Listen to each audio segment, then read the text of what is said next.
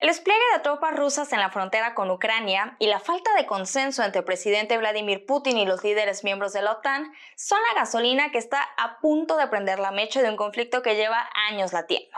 Conforme crece la tensión global y se alimenta este miedo del retorno a una guerra fría, surgen dudas sobre cómo sería un enfrentamiento entre potencias en el siglo XXI, si México intervendría o si la posible guerra tendría un impacto en nuestro país. En este video te cuento qué pasaría en México si estalla el conflicto entre Rusia y Ucrania.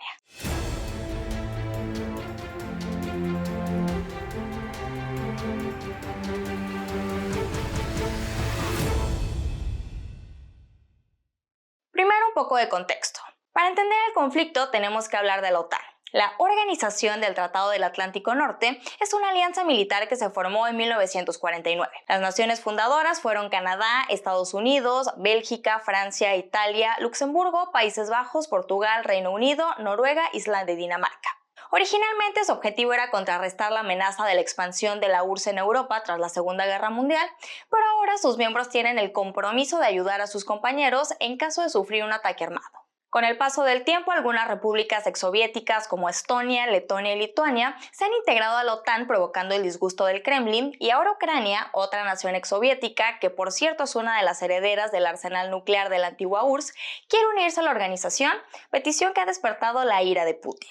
Aparte, tienes que saber que el pleito entre estas dos naciones no es nuevo. El inicio tiene su origen hace más de 30 años y en 2014 la rivalidad fue un paso más allá con las protestas en Kiev, en donde miles de ucranianos proeuropeos marcharon en contra del presidente en turno, Viktor Yanukovych, un líder afín a las ideas de Moscú. Los enfrentamientos acabaron con la huida de Yanukovych y en ese momento Putin aprovechó el caos para invadir Crimea, un territorio al sur de Ucrania y una zona estratégica, pues es la salida de Rusia al Mar Negro.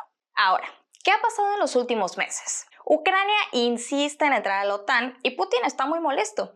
Él dice que las ampliaciones del organismo occidental desequilibran el sistema de seguridad en Europa y no solo se ha quedado en los dichos. El presidente ruso ya desplegó miles de soldados en la frontera entre ambos países. Desde entonces, las naciones involucradas se han acusado mutuamente de varios temas, han aumentado su poder militar en la línea divisoria de sus territorios y también han sostenido diálogos diplomáticos en reuniones de seguridad en Ginebra y en Bruselas, pero no han llegado a una solución. Hasta el momento la Casa Blanca, no la otra Casa Blanca, no la otra, esa, hasta el momento la Casa Blanca ha mostrado su apoyo a Ucrania imponiendo fuertes sanciones económicas y tecnológicas a Rusia, mandó misiles y otras armas fabricadas en suelo estadounidense a Kiev, también envió 3,000 soldados a Polonia, Alemania y Rumania y otorgó una ayuda financiera de $200 millones. Por su parte, los países aliados también se han sumado. Dinamarca dijo que enviará una fragata al mar Báltico y 4 aviones de combate a Lituania. Francia manifestó su intención de mandar tropas a Rumania y Países Bajos informó sobre el envío de 2 aviones de combate, un barco y unidades terrestres. Así, ante el mayor despliegue militar en Europa desde la Guerra Fría, veamos cómo sería una guerra en el siglo XXI.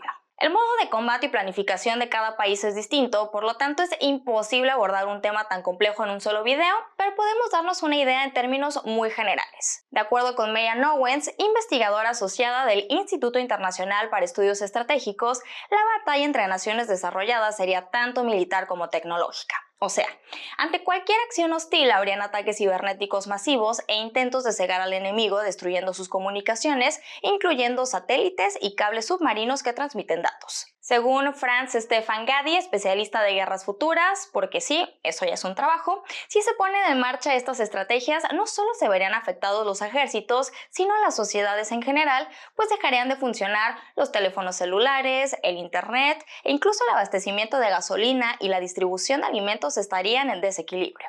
En cuanto a las armas, expertos proyectan que se utilizarían herramientas de ataque mucho más avanzadas que en las guerras pasadas, como por ejemplo misiles hipersónicos, que son proyectiles superpotentes que pueden volar a cualquier punto entre 5 y 27 veces la velocidad del sonido y cargar ojivas convencionales o nucleares. Y ojo, porque no se trata de ficción. Rusia ya hizo pruebas con su misil crucero hipersónico Zircon, proclamando que puede destruir defensas en cualquier parte del mundo, lo que nos lleva a nuestra siguiente pregunta.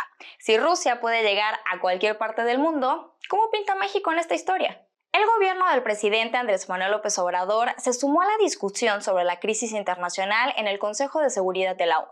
La representación mexicana dijo que confía en que Rusia no invadirá territorio ucraniano y se pronunció en favor de resolver el desacuerdo a través de vías pacíficas. También señaló que México se ceñirá al principio de no intervención y que defenderá siempre la diplomacia por encima de la fuerza. Por su parte, el presidente López Obrador, que por lo general no opina de temas internacionales a menos de que sean Cuba, Venezuela o Bolivia, se vio obligado a referir la situación de Rusia y Ucrania y en su conferencia del pasado 25 de enero señaló que se viven tiempos de mucha tensión y que el conflicto demuestra que existe un evidente fracaso en el mundo del modelo neoliberal. En pocas palabras, AMLO trivializó el tema y concluyó en que la causa de todo mal es la corrupción. La verdad, la postura de AMLO nos sorprende. El hecho de que el líder de México se mantenga al margen en un conflicto bélico internacional es parte de la historia. En la Primera Guerra Mundial se sabe que los alemanes enviaron un telegrama a México donde prometían devolvernos los territorios perdidos si declarábamos la guerra a Estados Unidos. El mensaje fue interceptado por los británicos, pero una vez enterado de la propuesta, el presidente Venustiano Carranza organizó una comisión especial para tomar una decisión, pero rechazó la oferta y decidió no entrar al conflicto. De igual forma, al comienzo de la Segunda Guerra Mundial, el presidente Lázaro Cárdenas manifestó, muy de acuerdo con sus principios de política pacifista, que México tomaría una postura neutral ante la comunidad mundial, y no fue hasta los últimos años del conflicto que el país participó, aunque no de manera muy significativa. Así llegamos a nuestra última pregunta. Aunque México no participe, ¿podría sufrir consecuencias? La respuesta es sencilla, sí. A nivel general, los mercados globales se verían desequilibrados, afectando todavía más nuestra economía, y puntualmente existen dos recursos que le pegarían a México: el gas y el trigo. Verás, el 40% del gas que importa Europa proviene de Rusia y llega atravesando territorio ucraniano. En caso de una invasión del gobierno de Putin a Kiev, Rusia le cerraría la llave de gas al viejo continente. Europa no está preocupado porque Estados Unidos ya anunció que se convertirá en su nuevo proveedor, pero México va a pagar los platos rotos. Verás, México importa entre el 70 y 80% del gas que consume y la mayoría proviene, correcto, de Estados Unidos. En pocas palabras, México sufriría la carencia de este recurso o experimentaría un fuerte incremento en su precio. En cuanto al trigo, Rusia es el principal productor de trigo de todo el planeta según datos del 2019 y México es el mayor importador de trigo ruso en América Latina y el Caribe con un promedio de 750,000 toneladas anuales. Si el conflicto escala, expertos temen que existan interrupciones logísticas en la distribución de este producto. ¿Y por qué importa? Bueno, el trigo se usa para hacer pastas, pan o tortilla que comemos nosotros y también para alimentar al ganado. Esta no sería la primera vez que exista un problema del estilo. Cuando Rusia anexó a Crimea en su territorio, el precio de los cereales sufrió un desequilibrio y se calcula que en México los costos tuvieron un aumento hasta del 30%. En conclusión, en un mundo globalizado no existen hechos aislados. Lo que sucede del otro lado del océano impacta de forma directa aquí, sobre todo si se trata de un conflicto entre las naciones más poderosas del mundo. Espero que te haya gustado el video de este jueves. Si fue así, no olvides darle manita arriba y ayudarnos a compartirlo. Te invito a que acá abajo en los comentarios nos cuentes, ¿tú qué opinas de este conflicto? ¿Crees que se vaya a llegar a un acuerdo entre los países que están participando? También te invito a que nos sigas en redes sociales. Nos encuentras como Mientras Tanto en México. Estamos en Facebook, en Twitter, en Instagram y en TikTok. Y si aún no lo haces, también te invito a que te suscribas al canal para que no te pierdas ninguno de los videos que hacemos diariamente.